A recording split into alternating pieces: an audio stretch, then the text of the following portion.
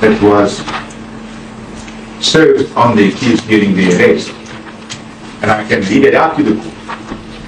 This is very, very vague. I can't believe that this warrant was even granted. Because if you look at the charges here, they say on a charge of fraud and corruption and other offences as under investigation. So that means, in effect, when the police are doing an investigation, they can come and get a warrant to arrest you. And now we heard the state. They just say corruption. And the threshold is more, the amount is more than the threshold in the sheriffs. Now we should, with all due respect, the accused is entitled to know when the offence occurred. What corruption occurred? Where did I commit corruption? If they say fraud, what fraud did I commit?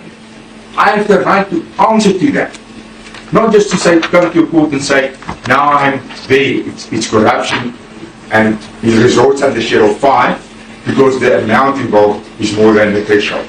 President Cyril Ramaphosa has granted the Matlanga Commission of Inquiry into criminality, political interference and corruption in the criminal justice system more time to complete its work, extending the deadline for its final report by more than 2 months.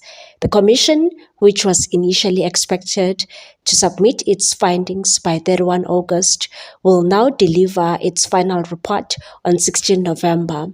Under the revised timetable, the Commission has until 2 October to conclude the presentation of evidence, allowing commissioners additional time to investigate issues that have emerged during weeks of testimony. According to the presidency, the extension is intended to ensure the Commission can fully examine all matters outlined in its terms of reference and bring ongoing lines of inquiry to a proper conclusion. Officials warned that without the extension, significant aspects of the Commission's work would have remained incomplete, potentially limiting the scope of its findings and recommendations. President Cyril Ramaphosa reaffirmed his confidence in the Commission's work, expressing appreciation for its efforts to uncover alleged criminality, political interference, and corruption within the criminal justice system. He also commended law enforcement agencies for acting on evidence that has surfaced during the hearings, saying their response demonstrates the importance of the Commission's work in strengthening accountability and the rule of law. Meanwhile, Ekurhulene's suspended head of human resource, Linda Kasheka, head of legal services, Advocate Kemi Bihari, suspended EMPD Deputy Chief Julius Mkhwanazi, and former municipal manager Imogen Mashazi appeared in the Germiston Magistrates Court on corruption charges. The charges stem from the manner in which the senior officials allegedly handled allegations that Mkhwanazi fraudulently facilitated the fitting of blue lights to a fleet of vehicles belonging to Vusimuzi at Matlala. These individuals were arrested yesterday by the Commission's recommendations task team, which targeted 4 suspects facing allegations of fraud, corruption, and defeating the ends of justice. The arrests come amid explosive testimony before the Matlanga Commission, where the witnesses alleged Bihari failed for years to act on finding against Julius Mkhwanazi, allowing disciplinary proceedings to stall. The Commission also heard allegations that Bihari and Kasheka received irregular salary increases worth about 600,000 rand in return for allegedly ensuring Mkhwanazi's disciplinary case disappeared.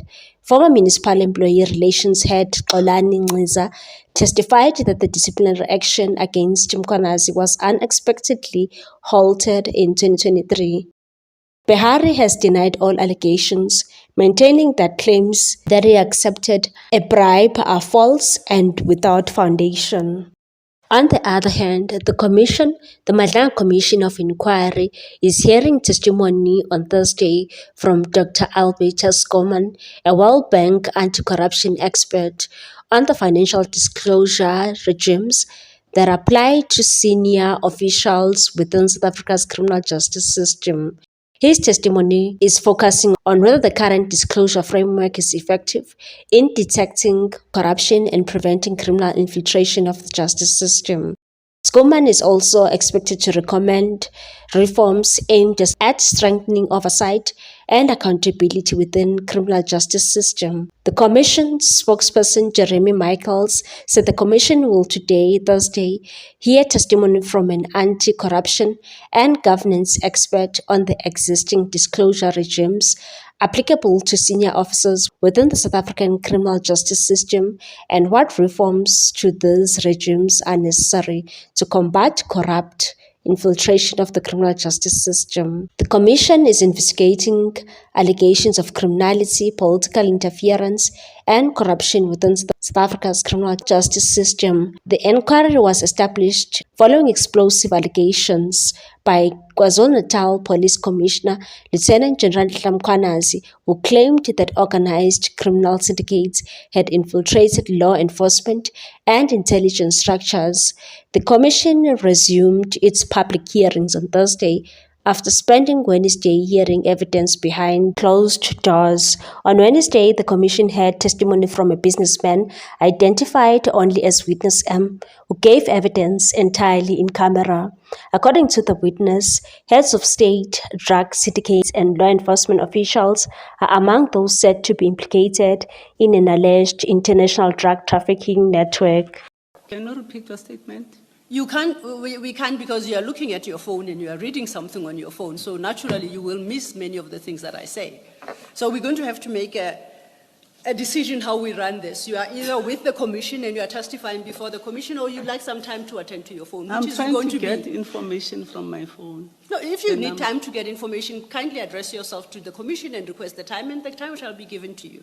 But when a question is posed to you and you distract yourself by attending to your phone, I'm sure you'll accept that it won't particularly work. Yeah, Thank you. it's incorrect, and I apologize for that. What is incorrect? For me to be attending to my phone Okay. while the No, sir. session is on. Apology accepted. Evidence of them having an affair. Did you ask for evidence from Xolani? No. Ngqiza? No. No. Mm-mm.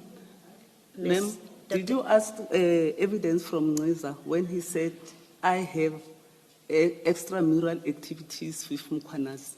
I'm asking you the question. You don't ask me questions. I ask you questions. So I You have no may comment. I please speak? You are a witness. You have to allow me to speak, and we'll give you the chance to answer. You make very serious statement about Colonel Tipper. I'm not speaking about anybody else at this point.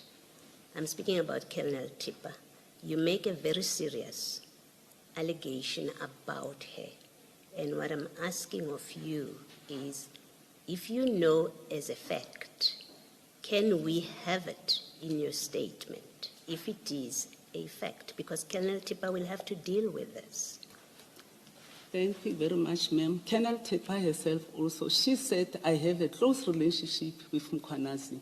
And I never, in the statement, you asking, or the Commission asking them, that do you have evidence that I have a close relationship with Mkhwanazi? Okay. So it's the same answer, ma'am. What's your take on this one, people? Thanks for watching. Please subscribe for more news.